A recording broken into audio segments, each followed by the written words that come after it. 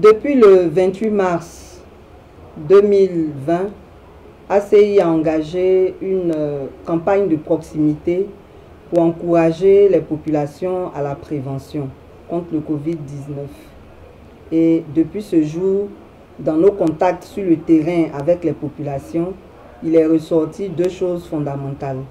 La première, c'est que les populations souhaiteraient que des masques et des gels leur soient distribués.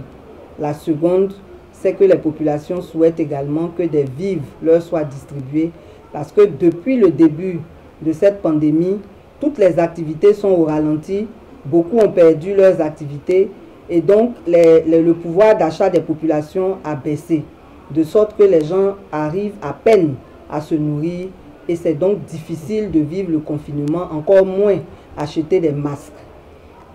Aujourd'hui, nous voulons insister sur la lenteur que nous constatons dans la mise en œuvre des dons aux populations. Nous pensons que le gouvernement devrait être plus réactif. Nous pensons que avant même que le Covid n'arrive en Côte d'Ivoire, un programme social aurait dû être élaboré pour réagir rapidement quand ce serait le cas. Mais nous sommes devant le fait accompli et aujourd'hui, avec les dons qui sont faits ici et là, les populations se sentent pour la plupart comme des laissés pour compte.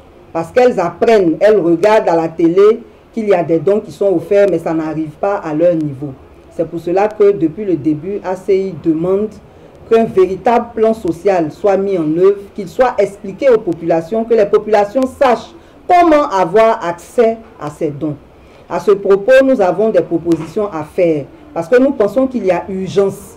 Et ce n'est pas normal que chaque semaine, on serve quelques mairies de semaine en semaine alors que la maladie progresse.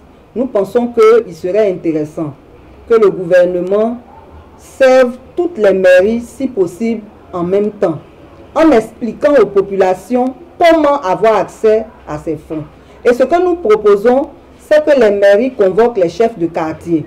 Parce que ce sont les chefs de quartier qui connaissent leur population. Les chefs de quartier acheminent des listes de personnes démunies et alors on organise la distribution en ayant les noms et les contacts de tous ceux qui ont été servis, de sorte que plus tard, si on veut faire un audit, on ait des éléments objectifs pour pouvoir le faire. La deuxième chose que nous proposons, parce que ce n'est pas tous les quartiers qui ont des chefs de quartier ou des syndics. Il faut qu'on mette aussi à la disposition des populations des numéros verts pour que ceux qui ont des voisins qui sont vraiment dans le besoin puissent appeler. Il y a des gens qui sont dans des châteaux mais qui n'ont pas de quoi manger. Et la honte fait qu'ils ne peuvent pas venir se présenter.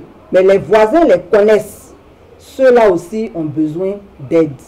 Il y a des personnes qui sont dans des maisons bien également, mais qui ont perdu leur emploi ou qui vivent une baisse d'activité qui font qu'ils n'arrivent pas à joindre les deux bouts. Toutes ces personnes-là, on peut les aider à travers ces numéros verts. Il y a aussi des orphelinats privés. Il y a des personnes au bon cœur qui ont décidé d'elles-mêmes de recueillir chez elles des orphelins. Et elles sont aussi là dans la ville, elles ont aussi des besoins. Leurs voisins ou bien elles-mêmes peuvent appeler. Après vérification, on peut également soutenir ces populations. Ce que nous aimerions dire, c'est que l'État travaille pour nous tous. Et toute la population a besoin de sentir que l'État a fait quelque chose pour les aider. Donc, en dehors du fonds social qu'on peut mettre en place pour les personnes vulnérables, il serait bien que pour tous les Ivoiriens, pour tous les habitants de la Côte d'Ivoire, il y ait d'autres mesures. Par exemple, pour les factures, il faut qu'on paye les factures de tout le monde. Pour les entrepreneurs, on a dit qu'on allait satisfaire la dette intérieure de ceux qui ont moins de 100 millions. Mais ceux qui ont plus de 100 millions ont aussi des problèmes, ont aussi des besoins. Il faut dégager quelque chose pour eux.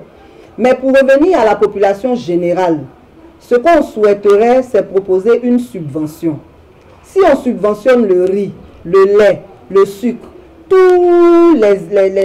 toutes les denrées de première nécessité, ça va profiter à tous les Ivoiriens. Et ça va permettre à tout le monde de pouvoir supporter la situation.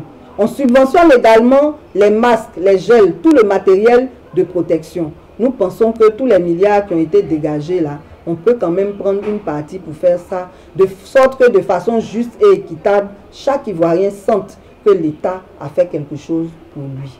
Nous sommes ONG, tout ce qu'on veut, c'est que les choses avancent. Nous espérons que les membres du gouvernement comprendront nos propositions, les accepteront. On a aussi insisté dans nos déclarations récentes sur la mise en place d'un comité technique.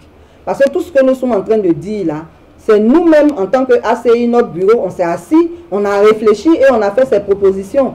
Mais si on fait un comité où nous sommes là, pas forcément nous en tant que société civile, mais des membres de la société civile qui sont aussi sur le terrain, qui connaissent les réalités des Ivoiriens, des membres de la santé, les gens du ministère de la Solidarité, ensemble, ils peuvent définir un programme réaliste qui peut s'appliquer rapidement, parce que plus vite on agira, mieux ce sera. Et nous, on a l'impression que le gouvernement prend son temps.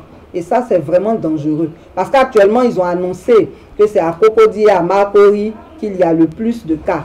Mais il ne faut pas attendre que ça arrive dans les autres communes avant d'intervenir. Il faut que dès maintenant, à Bobo, Yopougon, tous les quartiers où il y a beaucoup de quartiers populaires, là, de sous-quartiers populaires, on intervienne dès maintenant et qu'on décide d'une période de confinement afin qu'on puisse circonscrire le mal et sortir définitivement de ce Covid-là et reprendre une vie normale. Vraiment, nous remercions tous ceux qui nous écoutent. Nous comptons sur vous pour nous aider, pour aider aussi le gouvernement à faire les choses correctement afin que toute la Côte d'Ivoire s'en sorte. Je vous remercie.